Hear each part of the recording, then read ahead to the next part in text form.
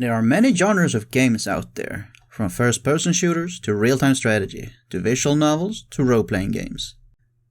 But there is one genre that, regardless of what you say afterwards, that after once you utter this one word, people already form their opinion on it in the most negative view.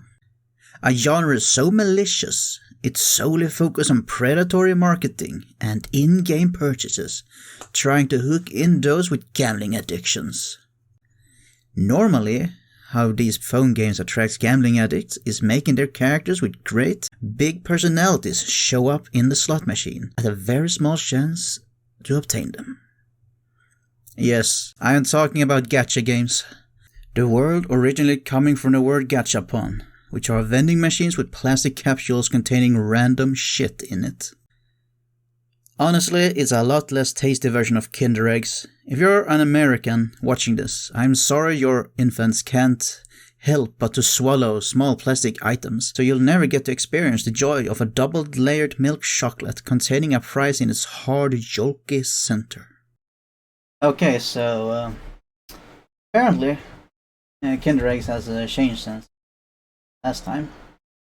Phase 1, which was like 2 decades ago. But yeah, to show the Americans, the fuck have they done to my Kinder Egg?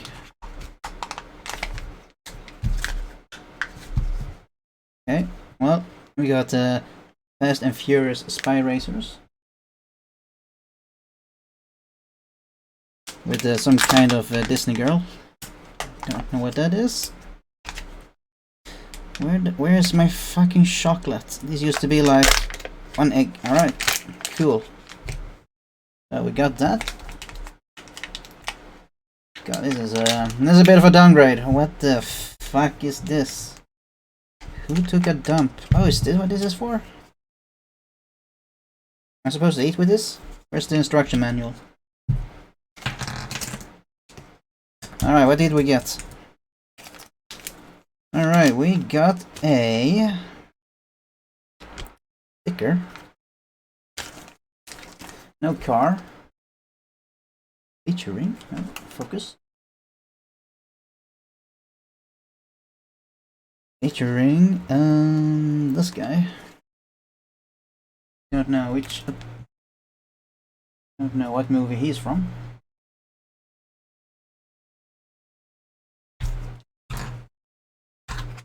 There's the Fast and Furious logo as a sticker. Alright, I don't need a fucking. I play with Lego. Look like I need this.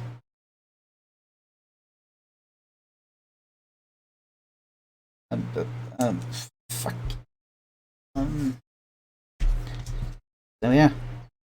Not how I imagine it. Oh, fucking hell, it's breaking already.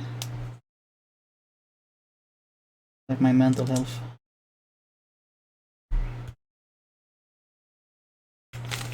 Alright, fine, I give up. What's the instructions?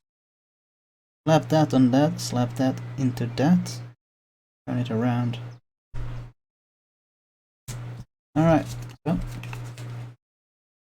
The sticker goes here.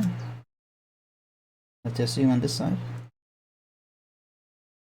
Let you guys see soon.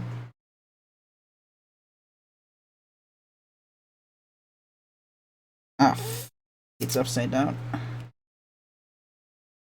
was wondering about that circle there. Here we go. The obligatory Fast and Furious logo. You know, I was expecting like a toy car, tiny toy car. It was the kind of stuff we got in Kinder Egg back in the day. So now we just need to figure out this puzzle here. And here we go. This is a bookmark, I assume, judging from that. On camera focus. Oh yeah, you see rare stuff and like a book. Not gonna outpower waiting for it. Download the free app, kinder.com/friends. And here's the iconic Heroes characters. Movies. We have token character. We have Ella from Rainbow Six Siege. 3 other people. All the variation, just like this. Alright, so well, it used to be milk chocolate, white on the inside, brown on the outside, light brown. Alright, they just turned it to goo.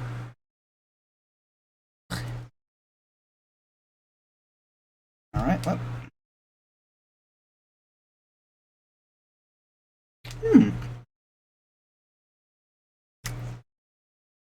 This is a ball thing. Crunchy if unexpected.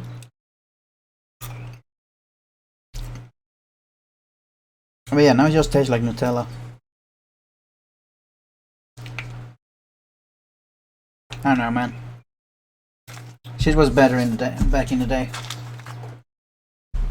You're not missing out. You're not missing out on much Americans, not anymore. I guess even European kids started swallowing shit. I had to do it like this.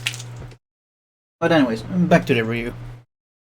I'm gonna talk about one of those gacha games in this review, because I think there's more to this game than its slot machine. I will be covering the story, the gameplay design, the gacha system, and more.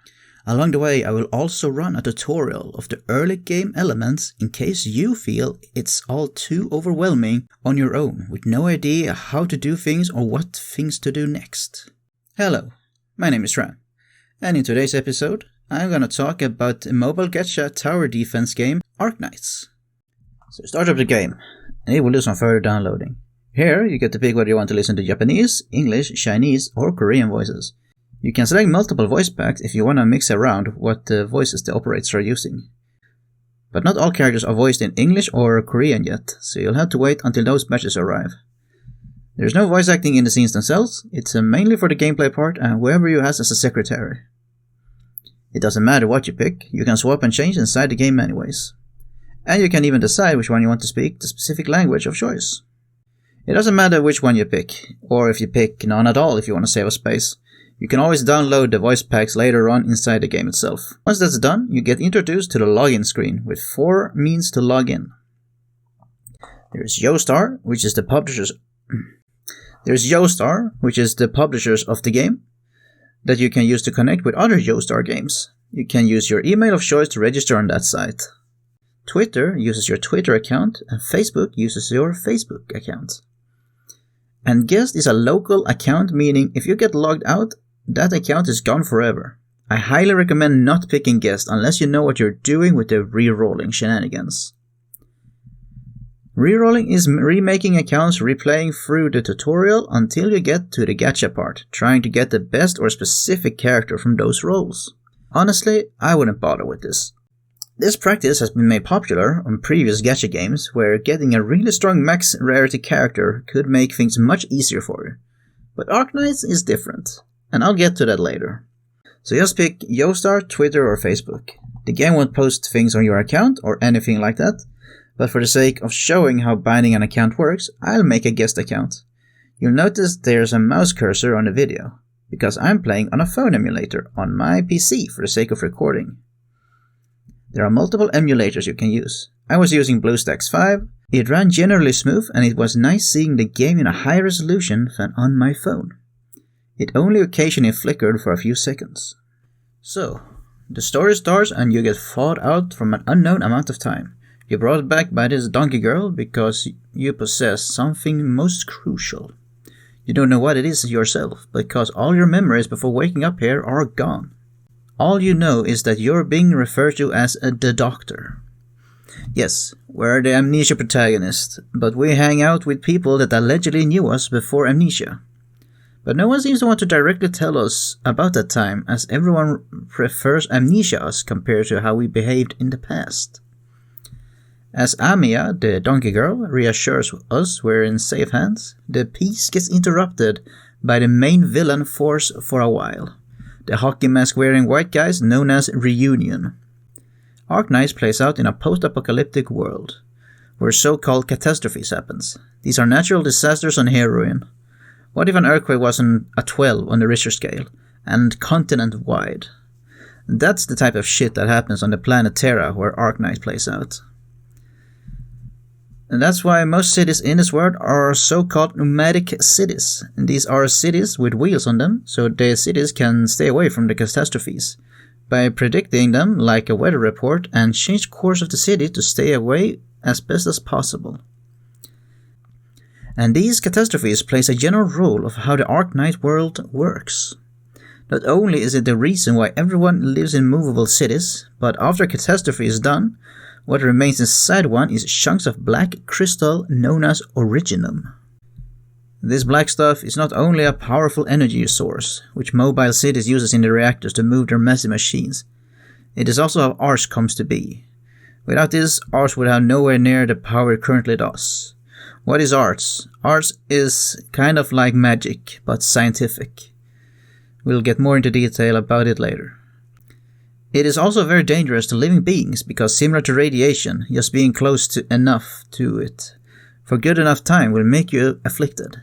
In originum's case, you start getting granules of it in your bloodstream, and the higher the infection rate, the more originum is inside of you, and eventually it will push out from your skin as black shards. This kind of infection is called oripathy, a word used a lot in the Arknights lore.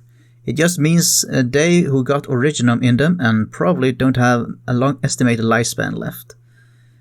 It is also the general source of many RIIC users' power. There are other sources of superpowers out there, but oripathy is the most common one since it doesn't limit to a specific race or group, and just claims whoever got hit by it. However, most people just get rock cancer without the bonus of shooting lightning bolts or controlling gravity. People with oripathy are normally called infected. And as you can imagine, when people become different, the people who do not become different will not like them anymore. Different, after all, is bad, especially when it comes with contagious cancer, thus segregation. People with oripathy gets to live in the slums, hated by the people not infected yet. That's where the reunion comes into play. They are terrorists who want equal rights and proper treatment of the infected.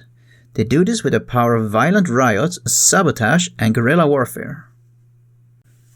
The Doctor and the Donkey Girl are the ones who lead Rhodes Islands, which is a mobile fortress officially stands as a pharmaceutical company that also fights for infected rights. In fact, Rhodes Islands consist of almost only infected people, but Rhodes Islands tries to do this in a less destructive way. So far so good, as far as the world building goes. I like it. They gave us some good reason why all countries are basically on wheels, and they have given us the social climate between the people with rock cancer versus the people without rock cancer. And now, despite it having such a deadly effect, the MacGuffin material is still used by society. Except instead of making it inside a plant, they just harvest it from the wild after a catastrophe to use for city engines. Powering up RIIC users, or, if you're a Puritan, pro-Brexit voter, using it as fucking artillery rounds the size of trains because that Scottish potato town has some people in it with uncooperative attitude to the stay subservient. Now back to the game. Arknight is a tower defense game. Enemies will spawn from the red area and trying to make their way to the blue area. If enough enemies get through, you lose the mission. If you manage to survive without losing a single life, then you get an extra rewards. A one-time reward and the ability to autoplay that mission. That will come handy when you need to farm materials. At your disposal, you have operators. These are your towers. What limits you from putting them all down right away is their deployment points. DP for short. You start with a small amount of DP and steadily save up so you can deploy the more expensive operators. In the early stages, you often rely on Vanguard-type operators. They are cheaper than other melee operators and generate additional DP, some over time and some on kills, depending on their archetype. You use melee operators to keep the tides of enemies back, while ranged ones provide additional killing power, crowd control, or other general support. Regardless of which story chapter you do, or event, they all feature new mechanics or units that works in different ways. In the first stages, the game will send you things like dogs who are really fast, but low in power and bulk. which promotes the need of using Vanguard's operators that are cheaper but generally weaker than their Guard and Defender counterparts.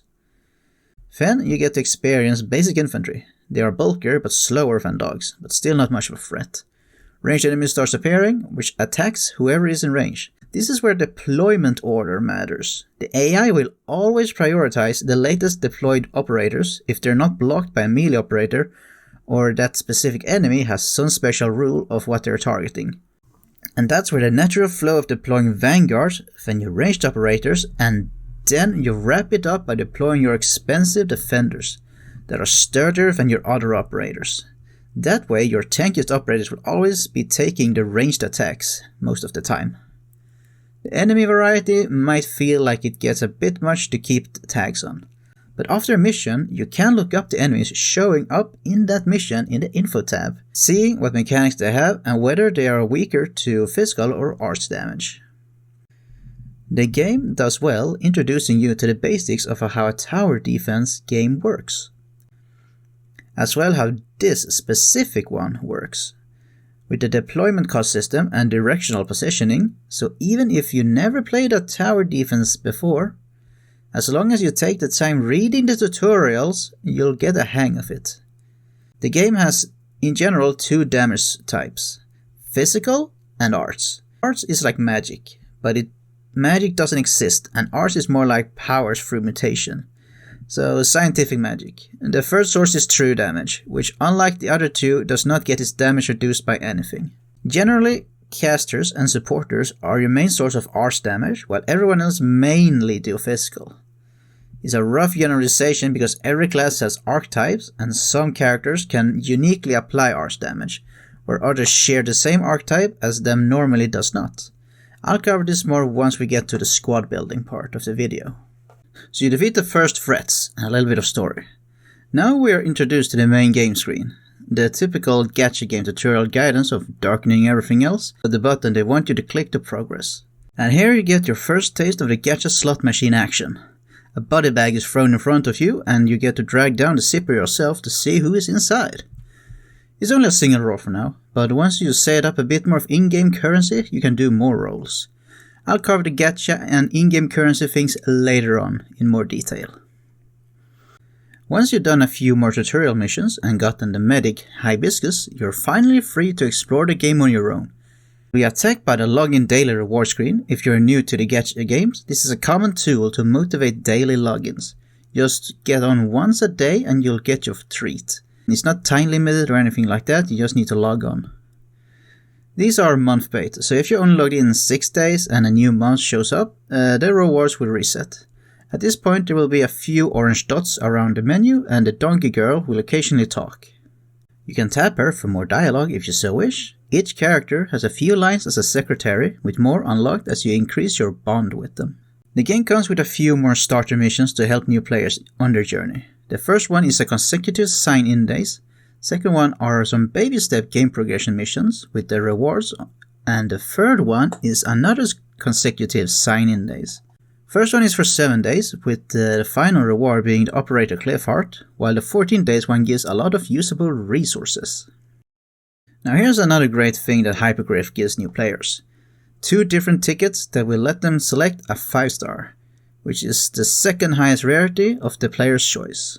The operator voucher has 4 preset operators. Those 4 are Project Red, Liskarm, Silence, and Pramanix. If you don't care about performance, then just take whichever looks the prettiest for you. But for those of you who gets all sweaty not knowing optimal choices, the top pick from this ticket is Liskarm followed by Project Red. Personally, I say hold back on using these pickets until you've gotten your first 10 roll. Possibly your second one too. Both from the starting banner. But if you're impatient and want to use them now, I'll go down on the pick tickets. So Liskarm is a tank that can shoot 2 squares ahead of her. This is a unique range for a defender, as most can only hit the square they stand on and 1 forward. She also gives energy to surrounding operators whenever she gets hit. It's random who gets it if there's more than one other operator, so whenever Liskarm gets hit, she will speed up another operator's meters so they can use their skill faster. Project Red belongs to the Specialist class, which is a class with a lot of weird archetypes that doesn't fit the main ones, Reds being the fast redeployment one, which is very good archetype to get used to practicing, specializing in being deployed for a short time, then recalled and placed elsewhere as they have much shorter deployment time. The reason you don't pick Silence is because medics don't have as big of an impact as damage dealer, and Praminix just isn't a very strong operator, and a class really only shines in high difficulty missions with tough bosses as she increases the damage they take, but other characters that applies the same debuff has Power Crept her. As for the senior operator transfer permit, I'll keep it short. I recommend for each class depending on what you need to cover up. There are only 2 operators I do not recommend you to get. Those are Clefheart, which you get from 7 days consecutive login, and Texas, which is the final reward from the pinboard missions. Since you're guaranteed to eventually obtain both of them, it's not worth spending this ticket here to get them right now. Alright, here we go. Vanguard, none. The options are Seema and Texas. You can already get Texas for free, and Seema isn't worth outside of waifu reasons. Guards. Spectre the Sharknon is one of the best picks period for this ticket. She can attack multiple enemies, and her second skill makes her unkillable for its entire duration. Lapland. Her silence effect on attacks is really helpful early on, and she's still useful later on being able to attack flying units. And when her skill 2 is up, she does a ton of damage, especially against those who are weak against arse damage. Defenders. If you didn't pick Liscar, then you get her with this one. Nerl is a powerful supportive tank that heals for a good chunk, either to herself or anyone around her. Snipers. Platinum is really strong because she hits hard and her second skill increases how far she can attack. Blue Poison is another good choice with her damage over time effect and general effective DPS. Casters. You already have Amiya, and Skyfire is really bad. If you feel you need another caster, then invest into Steward for now, who's a 3-star caster you will get as you progress the story. Medics. Pitalopsis is a really strong choice because she passively gives everyone a little bit of passive SP regen and is also a multi-target healer. She is also one of the most liked healers in this game because of these reasons. Supporters. I'd only with good faith recommend Sora, who is of a unique archetype known as Bard. She buffs other operators around her and gives them passive regen. The little bit of healing she provides can be nice in challenge mode missions where medics are being banned. And finally, Specialists. Manticore is the only one of these. She can't block, but she has an AoE auto attack that slows. As for my highest recommendations, Spectre, Lapland, Platinum, Blue Poison, and maybe Pitalopsis if you really roll a lot of DPS and tanks but no medics. Regardless of who you choose for your tickets, you probably notice a general design style of the operators. Both the ones in the story and the playable ones of Rose Islands. The characters in this game has a very tactical kind of fashion, which is not surprising that out of all crossover events the game could have had, they decided to do it with Rainbow Six Siege, another game that also uses operators in a slightly futuristic settings. They also have animal ears and tails, and some have horns. It depends which race the operator is from. Hell, there are even angels around. Also, you might have noticed many characters seem to use crossbows. This is not for the cool factor, but the means of creating conventional bullets and guns is undoable due to resource restraints. Most guns that are used works more like catalysts for arts users, as in the gun operates on arts power rather than bullets. There does exist a few sources of normal bullet users, such as Jessica, but even then it's noted that the bullets she acquired for her pistol are quite expensive to obtain. There are 2 ways to obtain operators outside of these tickets. The recruitment system, where you get prompted with how long you wish to recruit with the generated tags.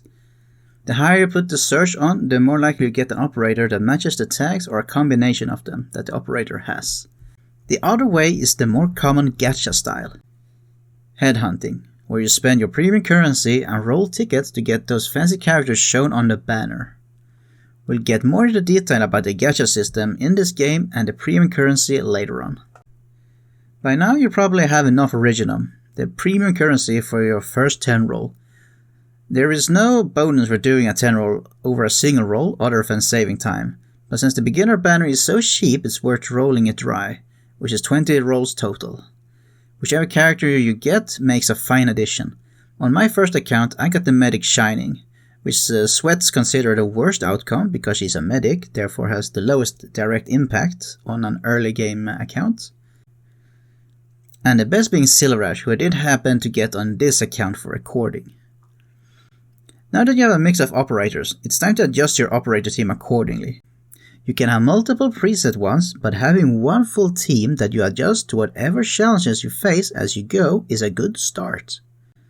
But different classes satisfy different needs, so let's have a rundown of what they do. Vanguards are cheap melee operators. They generally have lower stats than guards and defenders.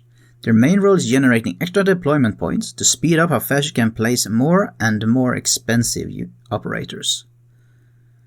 There are two flavors of DP generation, either on skill activation or on kill. I recommend leveling up Fang and Plume to have one of each style. Guards are your melee damage dealers. Most well-known archetype being the Lord Guards that got a really long range and can attack flying units at a decreased damage. Guards are probably the most populated operator class along with snipers, and so there are many different archetypes. I recommend leveling up Melantha and the Midnight. Melantha is a one-block duelist style guard that with her skill has very deceptively high DPS for a 3-star operator. Midnight is a 3-star lord, which is one of the most flexible archetype guards in the game, good for general content. Defenders are your dedicated tank operator. They have the highest armor and health pools and features a block count of 3 on most archetypes. In general, they won't hit as hard as your guards, and their skills mainly focus on survival. There's a couple of archetypes in this class, but the most notable one is the Guardian. Guardian has nothing to do with guard. Yes, these naming conventions do get confusing.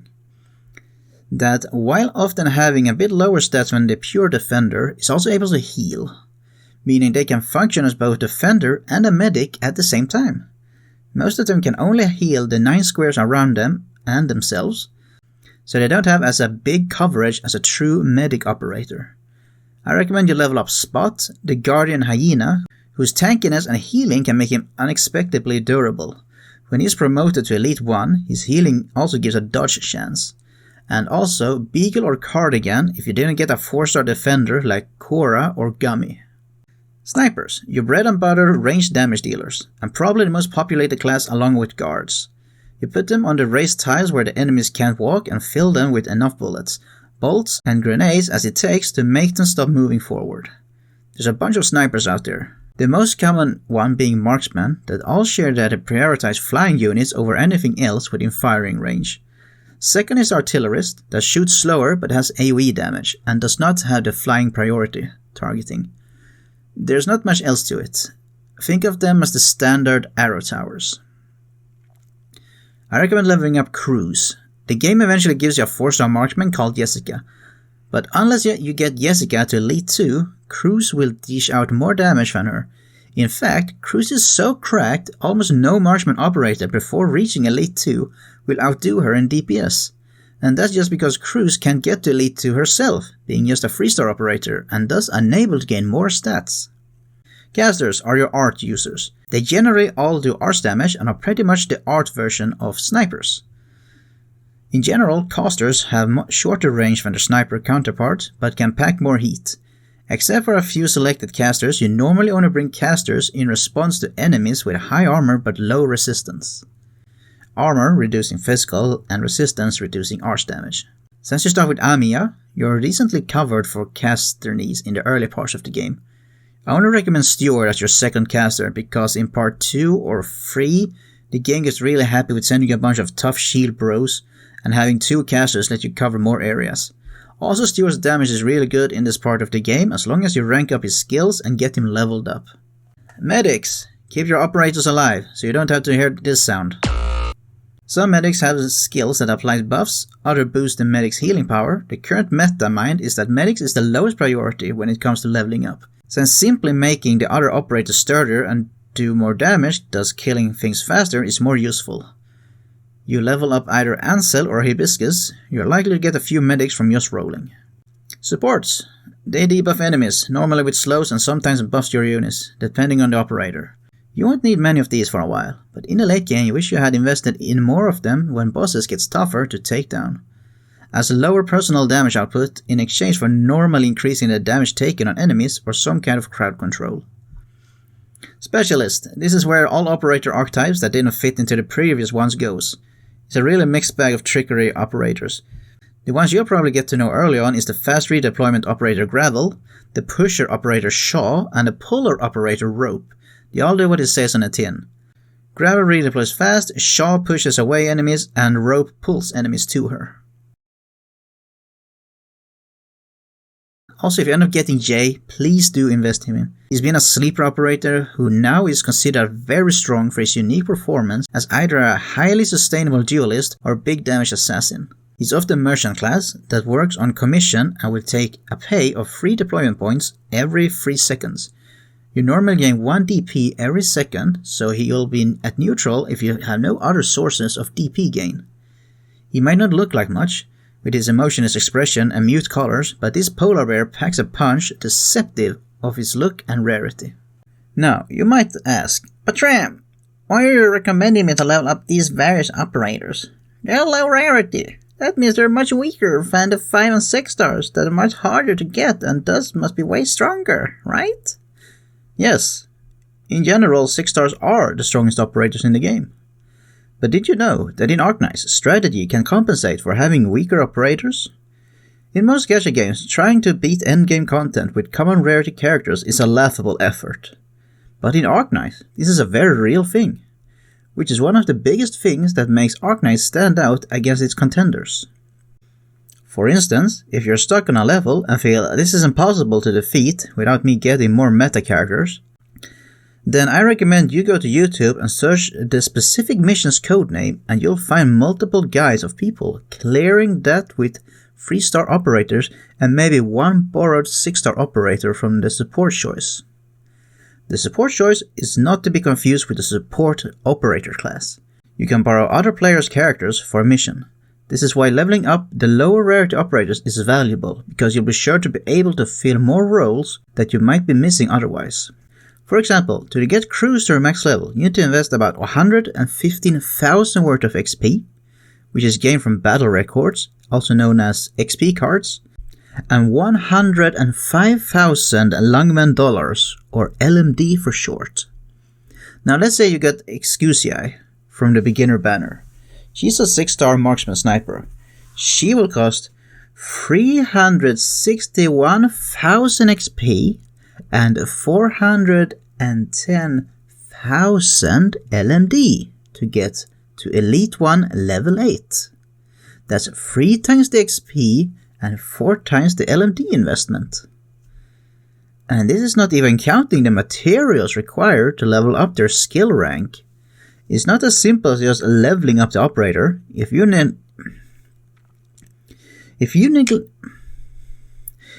neglect getting their skill ranked up, you're missing out on a massive performance boost.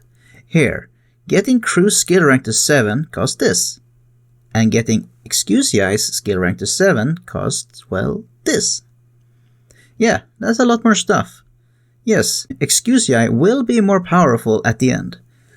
But the way there, having crews level up along with Kal'ussy is a small investment in comparison for a relative performance. But the way there, having crews leveled up along with Kal'ussy is a small investment in comparison for a relative equal performance. But the way there, having crews leveled up along with Kal'ussy is a small investment in comparison for a similar performance. And right now, you just want to be able to clear what's presented before you. Not that you shouldn't invest in your higher rarity operators, but do keep in mind that right now you are gaining more power by feeding the lower rarity operators to help you with the challenges ahead. Resources gained in this game is limited by your sanity. That is to say, the stamina resource in the game. You spend it to do missions and regain 1 every 6 minutes. There are the daily missions, which rotates. Most of this gives the same amount of loot every time, so you can reliably figure out how much you will gain from a certain amount of runs. The daily missions also features different challenges. It's the same challenge for each type of daily mission. For example, one mission will have your operators lose health over time, needing replenishment while enduring the incoming attacks. So this is where a multi-target medic comes handy, to keep as many as possible healthy. Another one has no ties to deploy melee operators, so you'll have to rely entirely on your ranged operators to win the day. Another will not let you gain DP naturally, but you get DP from killing enemies instead. Again, this is how the game encourages you to power up more operators to defeat all these different challenges. The only unreliable part is the ship missions, since you can get one of either 2 class ships. These are required to upgrade your 4-star and higher operators. Another reason why 3-star operators are good early on is because they don't need these ships. Some days, regardless of what stage you are in the game, will just be do daily missions until sanity goes to 0 and close it for the day.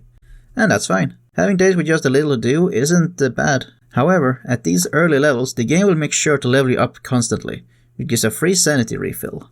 This is of course intentional, to make you play as much as possible and get hooked when you try the game out.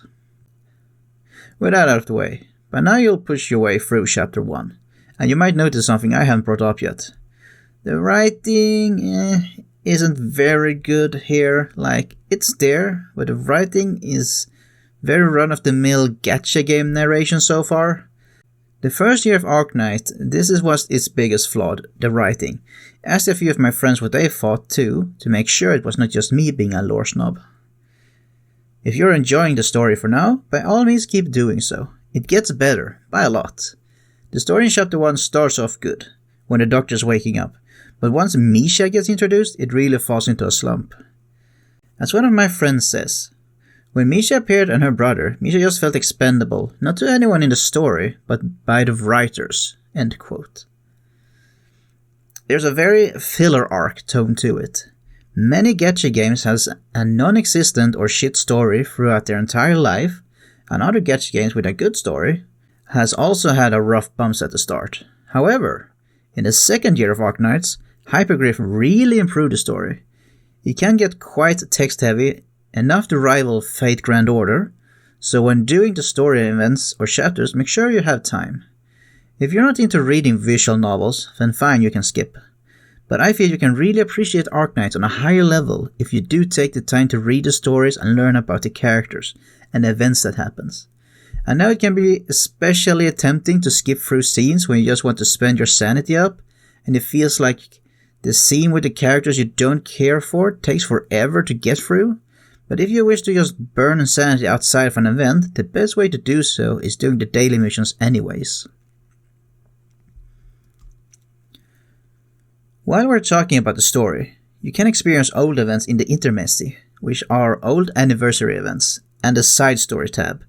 I honestly don't know why they're split up like this. Some people say it's because that Intermezzis are tied to the story characters, which was true for the first and second one.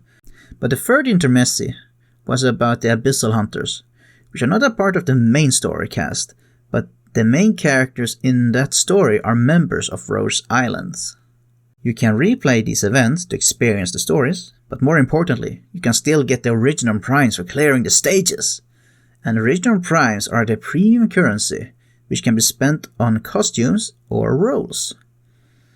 So they're worth doing when you want to take a break from main story, but also want to do something more than just daily farming. Speaking of farming, you might have already or getting close to unlocking Annihilation Mode. This is your weekly farming mode to obtain a nice chunk of a rundum. Annihilation maps are very, very long maps with 400 enemies in them. Unlike normal missions, you can't do practice runs on them. However, by meeting certain kill milestones, you get a specific amount of a rundum and sanity refill. Simplified, the less you kill, the less a rundum you're awarded per run, but you also get more sanity back, so the runs become cheaper in that sense. I'd say don't feel too intimidated by these, at least not the first one. A team of Elite 1 mid-level operators can pull it through with the right operators and strategy. Annihilations are normally a cakewalk through the first 350 kills, with the occasional challenging wave incoming, but it's the last 50 or so where the most Annihilations takes off their gloves and do their best to make you leak. And yes, you can look up guides on how to clear these if you feel overwhelmed. The more different Annihilations you clear, the higher your weekly or random cap becomes. The more different annihilations you clear, the higher weekly or random cap for annihilation runs becomes. Since we're on the subject of premium currency, let's talk about the slot machine and money spending in the store. Let me just be clear that you can play this game for free just fine. I play this game free to play, and I have plenty of 6-star operators and been able to clear all challenges so far. When I first started playing, I couldn't clear the first 2 events, but I came back to them to fix that. The store is filled with a bunch of deals. There is even one I highly recommend free-to-play players to get. It is the boost package you unlock about every 5 levels. It costs a few original primes, but you get a bunch of XP cards and LMD as well as they'll run them back from the primes you spent. When you roll on a banner and spend primes, what it does is convert them into a random. One prime is 180 orundums. So when you buy a boost package that costs like 5 primes, you get 900 orundum on top of the battle records and LMDs. You also get a free package next to this. Of course, this is not made out of pure kindness on Hypergress's part. The reason they have this is to lure you in and see the purchasable pack deals since they're in the same category. Whether you want to spend money on primes is up to you, but know your financial limitations. And always do some research on the things you're about to spend on. The most common purchase is to buy more rolls on the current banner to get the rate up operators you want from it. If you don't mind spending a little every now and then, I suggest to save up your spending budget to the anniversary and half anniversary events. That's when we normally get the best deals that are also limited. Like a 10 ticket roll plus a choose a 6-star operator ticket. Every first-time purchases of original primes gives you the double amount, regardless of which package you buy. At some very rare occasions they reset this deal, but don't sit around waiting for it. If you have a lot of fun with Arknights, but wish you could do more per day, the monthly card is a pretty good deal. It's $5 and it grants you 200 random and emergency sanity potion, which restores 60 sanity, and later on it will restore 80 sanity. So that extra 60 sanity per day. The potion does expire at the end of every Sunday that week, so keep that in mind if you plan to hoard them.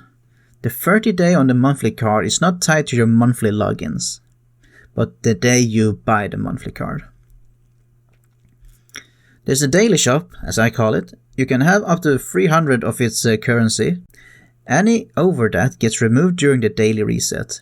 Here you can buy all kinds of materials like gold bricks for the trader in the RIIC Base, which I will cover later. Battle records, LMD, upgrade materials. It's all randomized what you get every day, and some of it are on sale as well. You get the currency from mainly using assistant operators, visiting friend bases when they have that little spinning icon, and I think your insanity consumption also gives a little bit. There's some more ways to gain this, but it's related to the RIIC Base, or headquarters. Finally, the last thing worth explaining is the certificate shop. Every time you get an operator, you either get green or yellow certificates tied to their rarity. When you get duplicates over the amount needed for a potential 6, which is when you have 6 in total, and get this little star filled out. So when you get an operator the 7th time onward, you also get a bonus certificate from trading in their potential badges. Green certificates are used on a monthly shop that has free tires. You mainly get these certs once you've gotten most operators from the recruitment system maxed out in potential. I recommend emptying the first tire, grab stuff from the second tire, but don't try to empty it for tire free shop. You need a lot of certificates that most of us won't even be able to make on a monthly basis. Then there's the yellow certificate shop. This one has a lot of yummy things in it. The best thing to do here is to save your yellow certificates up, because you can buy a 5-star or a 6-star operator in here. Whoever is currently available depends on the generic banner that lasts for about 2 weeks. Pro tip: if there are 2 6-star operators featured on these generic banners, the one that will be available in the shop will not be the one displayed in Elite 2 art. If you're free to play, I highly recommend you keep this yellow search for this only, as you can obtain guaranteed 6-star or 5-star operator. As tempting as buying the roll tickets are, do your best to hold back. There's also this red certificate shop. You get this from a daily mission, and there are some good operators here, and the main source of obtaining ship catalysts. These are used to make the ships needed to upgrade your 5 and 6 star operators into Elite 2. You're gonna need 3 of them for a 5 star and 4 of them for a 6 star in total. Out of the operators in the shop, Ethan is really handy to have available. He's an amateur operator, which means he has a melee operator with 0 block and a big AoE attack. He's an operator of the same archetype as Manticore that I mentioned earlier. He's good for peeling down a horde and slowing down anyone in his attack range. And what about the gacha itself? Let's give it a quick rundown. You'll need 600 random for a single roll, or 6000 to do a 10 roll. There's no bonus for doing 10 roll, it just speeds up the process. You have a 2% chance of attaining a 6 star operator on every roll you do. However, there's 2 inbuilt pity systems in this gacha. The first one is for standard headhunting. That's what we call the generic banners.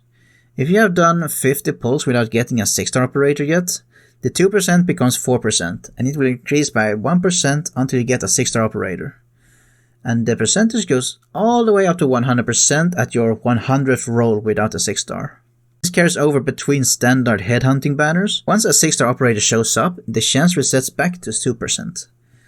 This is a pretty great system, as it means you'll eventually get 6 star operators, even if you're super unlucky.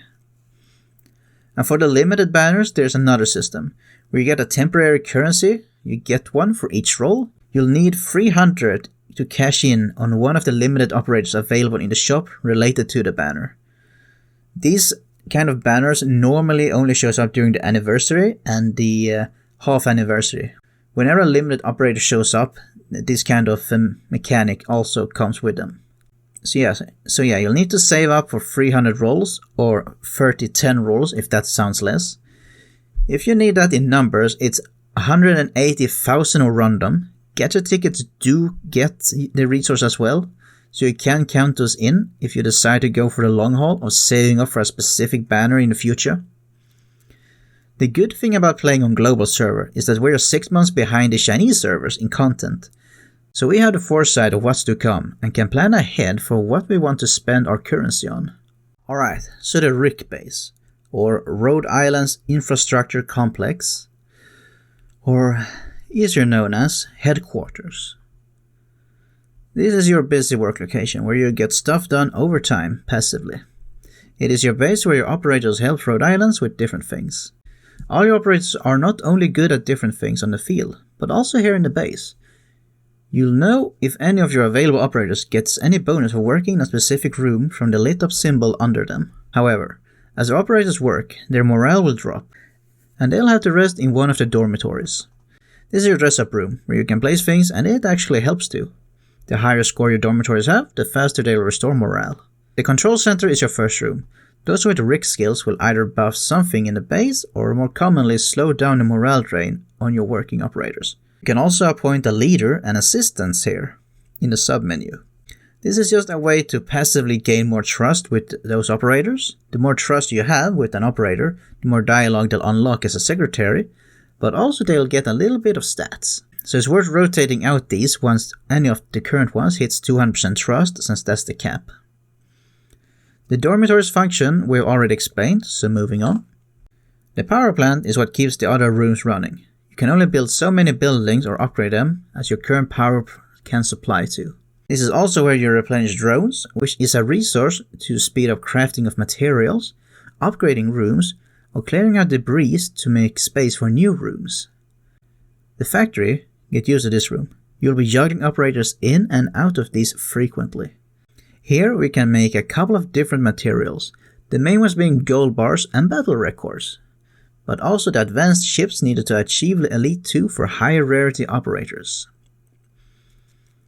Make sure you empty your factory before you change an order to do something else, or else you'll lose out on what's currently being crafted.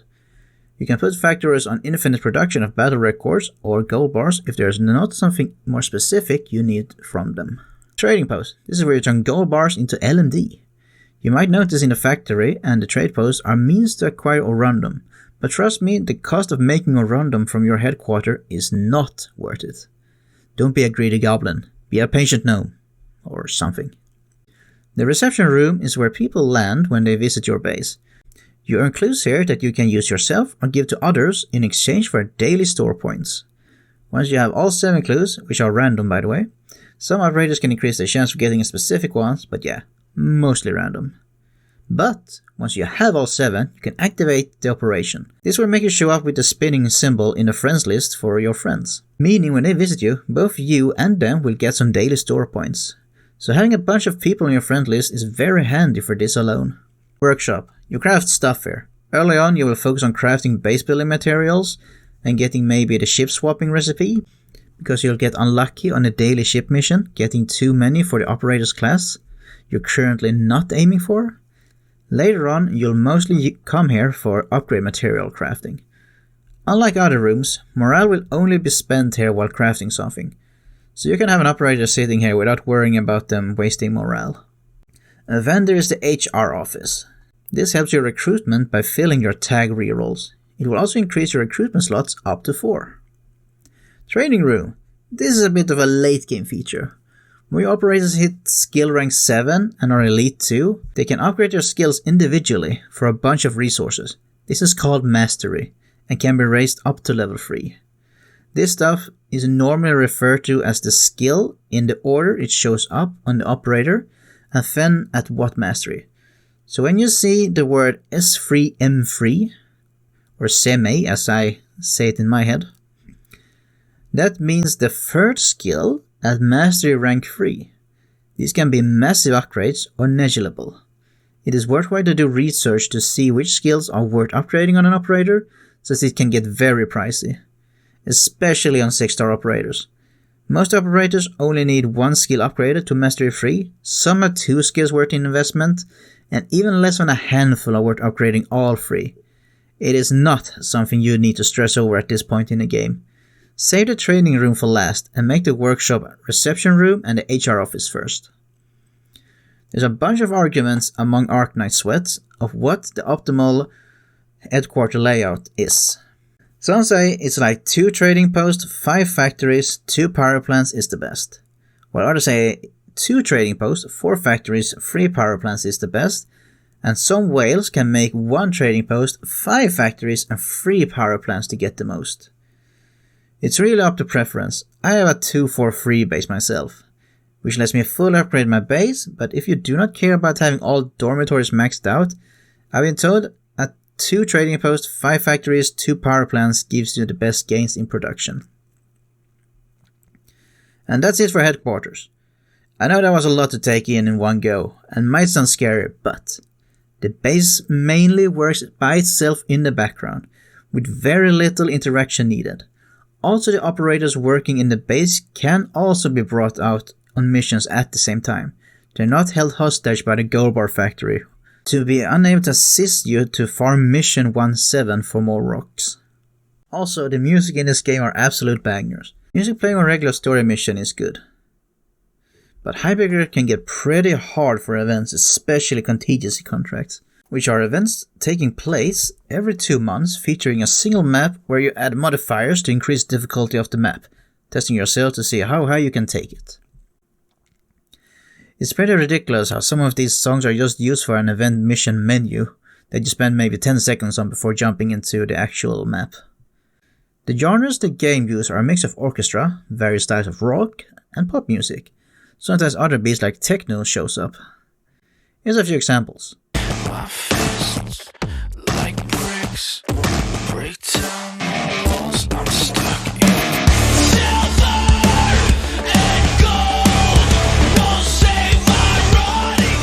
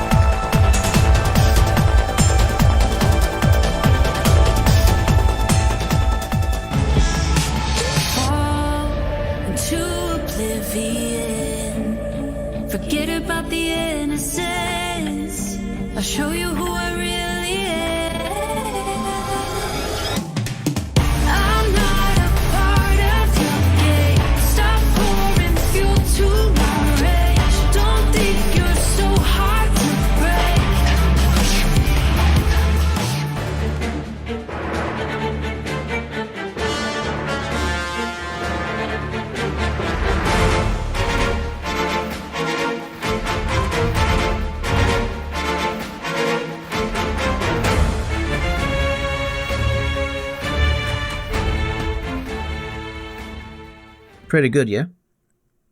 Alright, now for the final part of the guide to the game in this video, and a general state of mind you should have with Arknights. The pacing. Not the story pacing. That's a pretty good spot right now. But progression pacing. Arknights is a slow-paced progression game. A reason for this, I think, is because their stamina refill potions, that many gacha game has some version of, expires after a set time. So you can never hoard them or leave the game and come back with a massive stack of insanity refill potions. Even though the progression in power is slow, it is steady. I say it's always good to set yourself up for a goal. For example, for now, I will make all operators in my default team to their max Elite 0 level. A good start. Getting operators to Elite 0 max level is an easy task. And once that's done, maybe you want to try to rank up your operator skill levels to their 3 or something. You decide what goals you want to work towards. Just don't get into the game and make your first goal, I'm gonna get one operator to Elite 2 straight away for that cool Elite 2 art. I know that Elite 2 art looks great, but having an evenly leveled team works out for the better. You can't rush Arknights without brute forcing by eating up your original primes. Just let it take the time. That feel of slowly getting your favorite operators into gear and suddenly being able to beat that story mission you've been stuck on feels great. Arknights is, at its core, not only a tower defense game, but also a resource management. You will always be limited on resources, and you decide how you want to spend these resources. And that's about it. After this, you're free to play Arknights your way. I guided you well enough. Take the donkey's hand and lead Rhode Islands to new greatness, Doctor. There's one last subject I want to touch on, and that is the community of Arknights.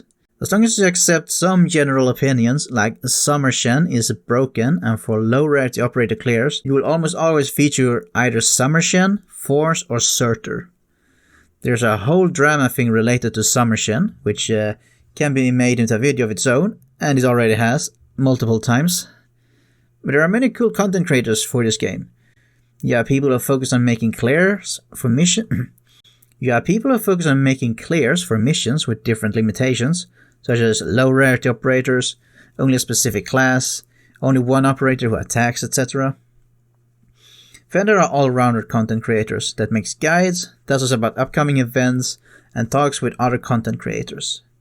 Then we have people that makes all kinds of miscellaneous content I didn't think people could even do. I link a few of the guys I watch in the video description. So yeah, if you really want to engage with the community for Discourse and content creators' YouTube content, there's plenty of it. Active ones too. Arknights is not as big as, say, Genshin Impact, and a few content creators did drop Arknights for Genshin since it boomed in popularity. But the community that is here is very passionate about the game, and I think they are justified in being that too. Because what Hypergriff has done with Arknights is such a unique thing. A mix of so many different themes. If you heard it in an elevator pitch about it, you would think it would be a nonsensical mess. But that's exactly what it is not. The stories, the gameplay, the world building, the aesthetic, the music, the community, everything here meshes so well together. Hypergriffs have done their mistakes, they have done poor events, they have shot themselves designing some operators, but Arknights is still something you can't really find anywhere else.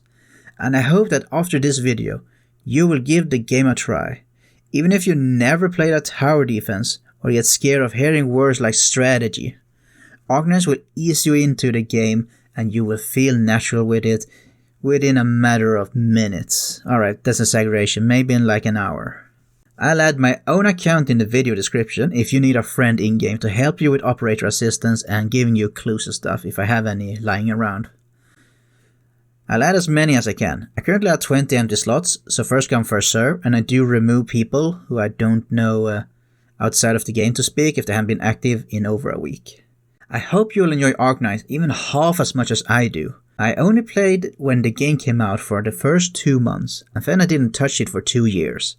I came back this year after being inspired seeing a friend starting playing the game and seeing their reactions to story moments and the joy of getting their characters they wished for.